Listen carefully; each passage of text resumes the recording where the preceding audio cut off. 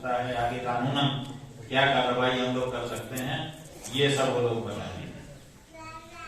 एक दिन गाय के बारे में विद्वानों को बैठाया जाए, किस शास्त्र में, किस कुरान में, किस वेद में गाय का क्या महात्म्य कहा गया है, और गाय की हत्या होने से कौन कौन सा पाप दोष लग रहा है, और गाय की हत्या करने वाले को जो लोग समर्थन दे रहे हैं वो भी पाप के भागी हो रहे हैं कि नहीं हो रहे हैं। जैसे आप लोग भी लोग हत्यारे हो,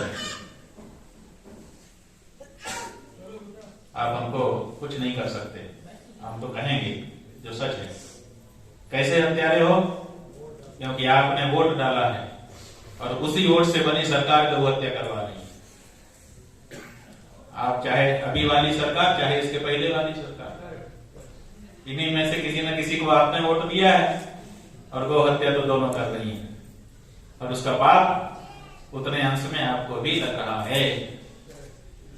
इस बात का विचार करो, और आगे के लिए भी हम लोगों को आगे चल के ध्यान दिलाना पड़ेगा कि क्या आप आज भी, ये ध्यान दिलाए जाने के बाद भी, आप गौ हत्यारी पार्टियों को अपना वोट देंगे, और अगर देंगे तो आप भी गौ हत्या के दोषी पापी जरूर होंगे।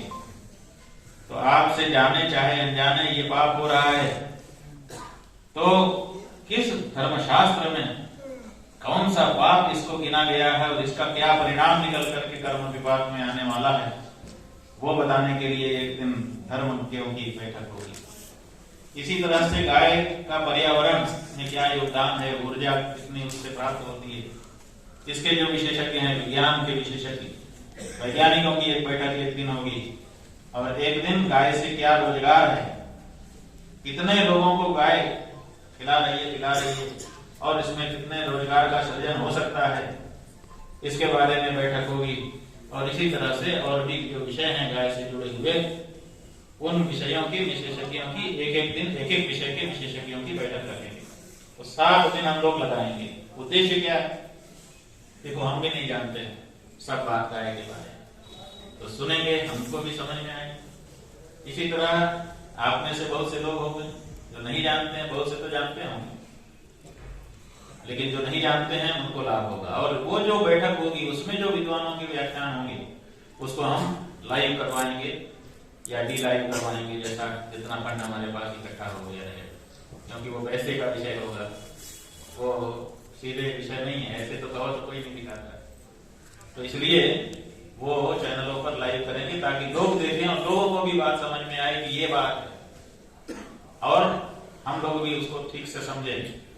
और फिर वो जो 21 तारीख तक हमारी सभा हो जाएगी, तब तक हमारी समझ हो जाएगी। 21 तारीख की शाम को हम लोग एक प्रेस करके वहां पर बोलेंगे कि ये विद्वानों ने निष्कर्ष भारत के निकाल करके दे दिया है। इन कारणों से भी, भावना का मामला तो है ही, भावना के साथ साथ ये तथ्यात्मक मामले हैं, इन कारणों से भी गौ को राष्ट्रमाता घोषित किया जाना चाहिए। और कल का दिन बहुत अच्छा है, 22 तारीख है, कि उस दिन प्रधानमंत्री जी या जिसको वो समझे उसके द्वारा ये घोषणा हो जाए। और फिर वो मौका देने के बाद हो जाता है तो फिर हम लोग जुटेंगे दिल्ली में, और नहीं तो फिर हम 30 तारीख को समय मांगेंगे, क्योंकि 26 जनवरी है, व्यस्तता रहती है इनकी। 2-3 दिन बाद 30 तारीख को हम समय मांगेंगे भारत के राष्ट्रपति से, प्रधानमंत्री से, गृह मंत्री से, कानून मंत्री से, पशुपालन मंत्री से, जो भी संबंधित लोग हैं, कि वो हमारे प्रतिनिधि मंडल से मुलाकात करें और हमारी बात सुने।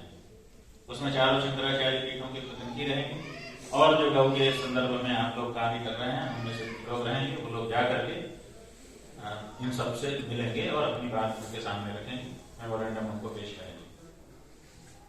अगर उसके बाद भी जरूरत पड़ती है तो 17 फरवरी को, ये अंग्रेजी की तारीख है, असल में हमारी तारीख से उस दिन अष्टमी है, माघ के शुक्ल पक्ष की, और वो अष्टमी भीमाष्टमी कहलाती है। और संयोग से उसी अष्टमी के दिन हमारा देश गणतंत्र घोषित हुआ है, उसी दिन संविधान लागू हुआ है। तो 6 फरवरी, 6 फरवरी बीच में छूट गई, 6 फरवरी को प्रयाग में हम लोग संसद करेंगे और उसमें गाय के बारे में एक विधान संसद से पारित करेंगे हम लोग, क्योंकि हमारी संसद को तो गाय के बारे में चर्चा करने की फुर्सत नहीं, एक दूसरे को गाली देने की फुर्सत खूब है।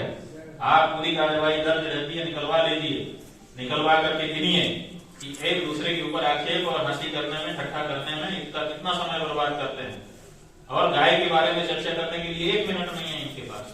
तो इसीलिए हमको अलग से गाय की संसद बुला करके गौ के बारे में चर्चा करवानी पड़ रही है, क्योंकि हमारी जो वर्तमान की संसद है उसके पास गाय के लिए चर्चा करने का समय नहीं। तो वहां पर हमारे गौ सांसद बैठेंगे और वो चर्चा करके एक गौ विधान पारित करेंगे, और वो घोषित नहीं किया जाएगा, केवल पारित किया जाएगा 6 फरवरी की संसद में। हमारे यहाँ भी देश का संविधान पहले बन गया था, बाद में 26 जनवरी को 50 को पास किया गया, प्रस्तुत किया गया। ऐसे ही जो भीष्म अष्टमी है उस दिन हम लोग गणतंत्र तिथि मनाते हुए भारत का तिरंगा फहराएंगे। हम कई वर्षों से तिथि में ही फहराते हैं, क्योंकि हम अंग्रेजी तिथि में कोई कार्य नहीं करते। तो भारतीय तिथि जो हमारी गणतंत्र तिथि है उसको मनाते हुए तिरंगा फहराएंगे, और उसी तिरंगे के नीचे गौ विधान देश को लोकार्पित करेंगे।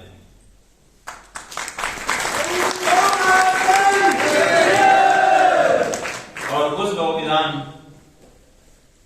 को सरकारों को भी देंगे कि आप इसको लागू करवा दीजिए। ये देश की जनता की अपनी भावना है, धारणा है, देश की संस्कृति के अनुरूप है, आदि आदि। और फिर 10 मार्च का जो कार्यक्रम है वो तो आपको पता ही है। 10 मार्च को कोई भी व्यक्ति अपने घर में नहीं रहेगा। भारत का बच्चा बच्चा अपने घर से बाहर निकलेगा, सड़क पर खड़ा होगा।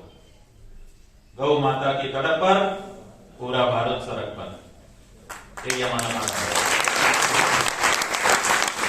कहीं जाना नहीं है, कोई गाड़ी आपको लेने नहीं आएगी कि चलो रैली में। कहीं घर से निकल के दूर जाना नहीं है कि कहीं कोई भगदड़ करवा दे और आपके पैर में चोट लग जाए। बस अपने घर से निकल के आपको कुछ घंटे जो हम घोषित करेंगे बाहर बैठना है।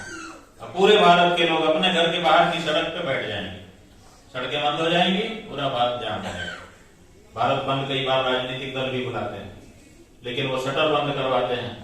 हम शटर नहीं बंद करवाएंगे, हम तो घर से बाहर निकल करके गौ माता की तड़प को का अनुभव करते हुए थोड़ी देर बाहर बैठेंगे।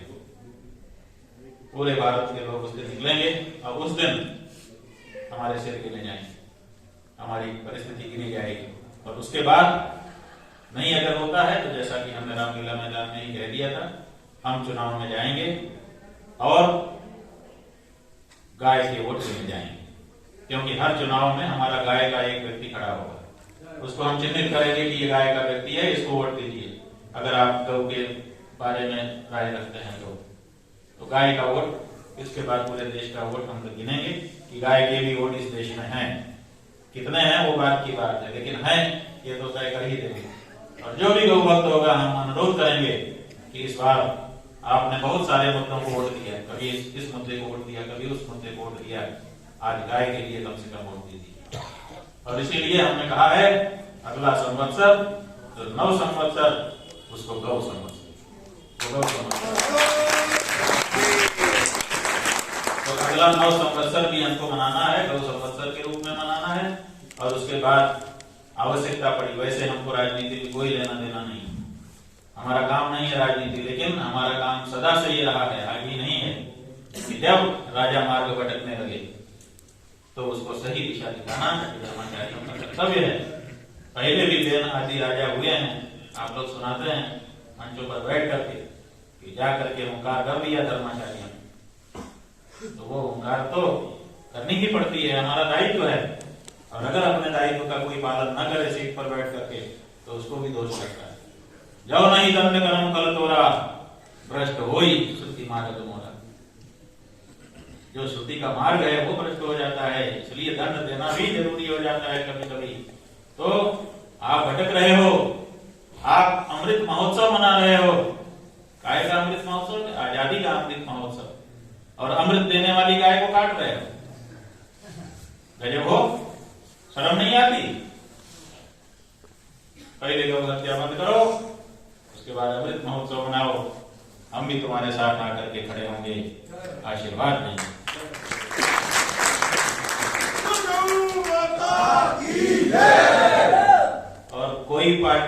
पॉलिटिक्स नहीं है। किसी नेता से हम लोग बात नहीं करेंगे जब तक हमारा आंदोलन चल रहा है।